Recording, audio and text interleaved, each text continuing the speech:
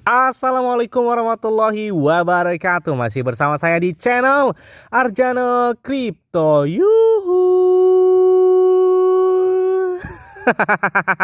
Hai. Wey, apa kabar kalian hari ini? Semoga kalian hari ini luar biasa karena market lagi bearish. Wow, mantap banget ya, Bitcoinnya semakin turun aja nih, mendekati 18.000 ya. Wow. Ini udah 4 hari atau 5 hari terakhir selalu bearish ya, ketika mereka mencapai 22.000 US dollar pada minggu lalu. Wow. Dan sangkut saya pun belum kejebut apa-apa, apalagi di Shiba Inu, Fortune, Dogecoin, Ethereum, BNB, Cardano, Decentraland, Sandbox, dan beberapa koin lainnya. Itu gila banget, masih sangkut semua.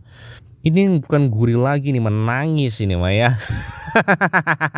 Nah, sebagai bentuk penghargaan kami kepada kalian semua, kami akan memberikan giveaway sebesar 1 buah laptop, 6 buah handphone Android, token Shiba Inu, dan token Adil Caca di spesial 100.000 subscriber untuk 25 orang pemenang. Jadi masih banyak banget nih kesempatan kalian tuh untuk mendapatkan giveaway dari kami. Pertanyaannya, bagaimana cara mendapatkannya? Buang, gampang banget. Kalian cukup subscribe channel ini sekarang juga, bunyikan loncengnya, dan bergabung di grup Arjana Crypto. Nah, di sini nih sudah saya pin ya bagaimana cara mendapatkan giveaway tersebut. Dan follow juga Twitter terbaru dari Arjana Crypto. Oke, seperti biasanya saya akan memberikan informasi terbaru dan terupdate tentang perkembangan cryptocurrency. Wow, industri kripto telah diguncang oleh pemberi pinjaman yang bermasalah. Mata uang stablecoin yang runtuh dan berakhirnya kebijakan uang mudah dari pandemi yang memicu hiruk-pikuk spekulatif di pasar keuangan saat ini ya. Dan banyak Wall Street telah memperkirakan kehancuran cryptocurrency akan menjadi jauh lebih buruk lagi. Token lebih cenderung ke arah 10.000 US dollar katanya untuk harga Bitcoin. Dan memotong nilainya kira-kira setengahnya daripada rally kembali ke 30.000 US dollar. Menurut data 60% dari 950 investor yang menanggapi survei yang terbaru, mereka 40% melihat sebaliknya. Bitcoin turun ke 2,8% atau menjadi 18.000 US dollar pada minggu ini. Prediksi ini ternyata menggarisbawahi bagaimana investor bearish telah menjadi. Industri kripto telah diguncang oleh pemberi pinjaman yang bermasalah, mata uang yang runtuh, dan berakhirnya kebijakan uang mudah dari pandemi yang memicu hiruk-pikuk spekulatif di pasar keuangan. Ada sekitar 2 triliun US dollar telah menghilang dari nilai pasar cryptocurrency sejak akhir tahun lalu di 2021. Investor itu lebih khawatir tentang cryptocurrency daripada rekan institusional mereka ya.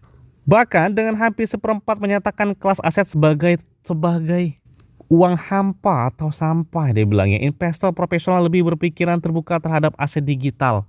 Namun secara keseluruhan sektor ini tetap menjadi sektor yang terpolarisasi ya. Sementara sekitar 28% dari keseluruhan responden menyatakan keyakinan yang kuat bahwa cryptocurrency adalah masa depan keuangan. 20% mengatakan mereka semua itu tidak berharga. Bitcoin ini telah turun atau kehilangan harga lebih dari 2/3 nilainya sejak mencapai dengan ATH baru mencapai di 29.000 US dollar ya pada bulan November, dan belum diperagakan serendahnya pada tahun 2020, lebih tepatnya pada bulan September ketika harga Bitcoin adalah 10.000 US dollar. Dan apakah bakal terjadi lagi di tahun 2022 ini bisa mencapai dengan 10.000 dolar? Sedangkan Wall Street sudah memprediksi bahwa market bear buat Bitcoin katanya bisa menunggu ke 10.000 US dollar. Sangat mudah untuk merasa takut saat ini, tidak hanya di kripto tetapi secara umum di dunia. Termasuk pasar saham juga kan lagi crash juga semuanya ya. Keruntuhan kripto ini kemungkinan akan memberikan tekanan lebih lanjut ya pada pemerintah untuk meningkatkan peraturan industri yang terbaru di Amerika Serikat. Pengawasan tersebut dipandang positif oleh sebagian besar responden karena dapat meningkatkan kepercayaan dan mengarah pada penerimaan yang lebih luas di antara investor, institusi, dan retail. Sedangkan untuk intervensi pemerintah mungkin juga akan disambut oleh konsumen yang terbakar runtuhnya stablecoin Terra USD dan perantara bermasalah seperti Celsius Network dan broker Voyager Digital yang sudah bangkrut. Wah, gila, ngeri banget ya.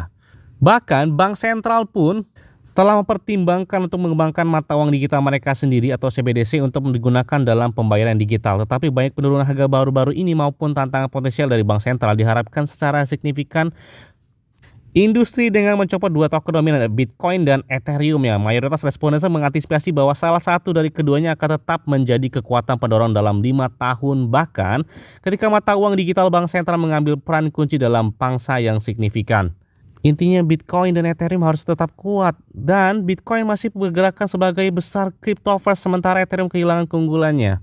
Ada konsensus yang lebih luas ya tentang suatu sudut pasar. Token yang tidak dapat dipertukarkan, NFT menjadi terkenal karena penilaian daya tarik dalam jutaan dolar untuk gambar monyet selama puncak ledakan kripto ya. Tetapi sebagian besar dari mereka yang disurvei menanggapinya bahwa hanya sebagai proyek seni atau simbol status, dengan hanya 9% melihatnya sebagai peluang investasi.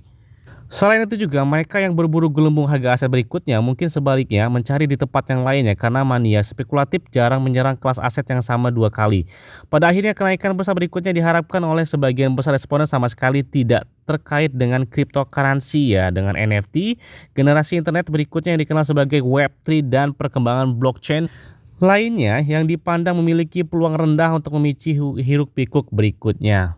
Untuk saat ini ya, ini harus pintar-pintar untuk harus mengendalikan keuangan kita ya, apalagi inflasi Amerika Serikat itu telah menyentuh dengan posisi tertinggi mereka dan katanya memasuki kuartal ketiga di tahun 2020 mereka juga bakal menaikkan inflasinya tersebut dan gila banget ya, sepertinya pasar saham dan cryptocurrency masih menjadi pasar beruang. Nah, mungkin itu yang dapat sampaikan kepada kalian semua. Ingat semua ini ada disclaimer on dan Dior. Kenapa? Karena medali keuangan adalah dari kalian sendiri. Selalu gunakan uang yang aman dan santai. Jadi, apabila market dalam keadaan bearish, bullish dan bagaimanapun, kalian tuh tetap tenang dan santuy. Terima kasih.